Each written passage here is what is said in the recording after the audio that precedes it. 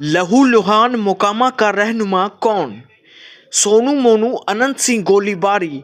घायल मोकामा के लोकतंत्र के 3 दशक की कहानी का चेंजिंग मोड है या अनंत कथा। फिर एक नायक मिल गया मोकामा को। यही तो मोकामा विधानसभा की बाहुबली राजनीति की अनंत कथा है, जहां सामाजिक सरोकार के कार्यकर्ता कभी चुनाव लड़ने को सोच भी नहीं सकते।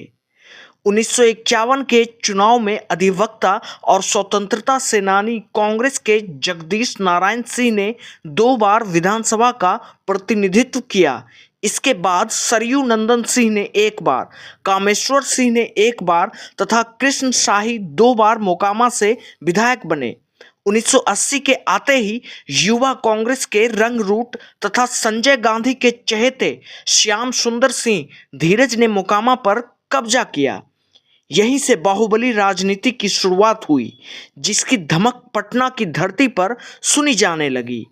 दिलीप सिंह कभी श्याम सुंदर सिंह धीरज के लिए बूथ कैप्चरिंग करते थे। उन्होंने अपने नेता के खिलाफ ही चुनाव लड़ा और जीते। यहीं से मोकामा की राजनीति बाहुबलियों के हाथों कैद हो गई। चेंजिंग मोड में लदमा के पहलवान दिलीप सिंह ने 1990 में श्याम सुंदर सिंह धीरज के लठैत ब्रिगेड को खदेड़ दिया। 1995 में भी लगातार जनता दल के टिकट पर विजयी हुए। वर्ष 2000 में बेऊर जेल में बंद बाहुबली सूरजभान सिंह ने दिलीप सिंह को हराकर विधानसभा में प्रवेश किया। वर्ष 2004 में सूरजभान सिंह के बलिया के सांसद बनने के बाद इस पर अनंत सिंह का कब्जा हो गया। अनंत सिंह लगातार जनता दल यूनाइटेड की टिकट पर 2005 और 2010 का चुनाव जीते। अपने दबंगता और बाहुबली के बल पर 2015 में अनंत सिंह ने निर्दलीय चुनाव जीता। 2020 में अनंत सिंह चुनावी मैदान में जेल से ही राजद के टिकट पर जीत गए। इस बीच अनंत सिंह को कोर्ट ने सजावार कर दिया और 2022 के उपचुनाव में उनकी पत्नी नीलम देवी ने मोकामा पर कब्जा कर लिया। 1967 के महामाया लहर में जीते रिपब्लिकन पार्टी ऑफ इंडिया के उम्मीदवार बी लाल एकमात्र पिछड़ी जाति से आने वाले विधायक थे, जबकि इसके अतिरिक्त भूमियार यादव बहुल इस क्षेत्र में लगातार भूमियार उम्मीदवार ही जीतते रहे। लगातार एनडीए गठबंधन का अपराजय गढ़ में पिछले संसदीय चुनाव में मोकामा विधानसभा में कुछ ही मार्जिन से राजद उम्मीदवार की जीत का एक बड़ा राजनीतिक संकेत है, जिसे लोगों को पढ़ने की आवश्यकता है।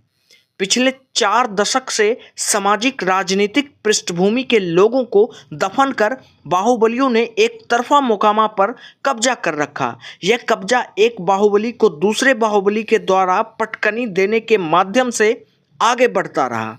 राजनीतिक दल भी इन्हीं बाहुबलियों के आगे टिकट को फेंक कर लोकतंत्र के पर्व को मनाने का ढोंग करती रही। बीते कुछ दिनों पूर्व नौरंगा जलालपुर के सोनू मोनू की एंट्री हुई। यह एंट्री उसी प्रकार है जिस प्रकार श्याम सुंदर सिंह धीरज जैसे लोगों ने सामाजिक पृष्ठभूमि के सारे राजनेताओं को मोकामा से विदा कर दिया।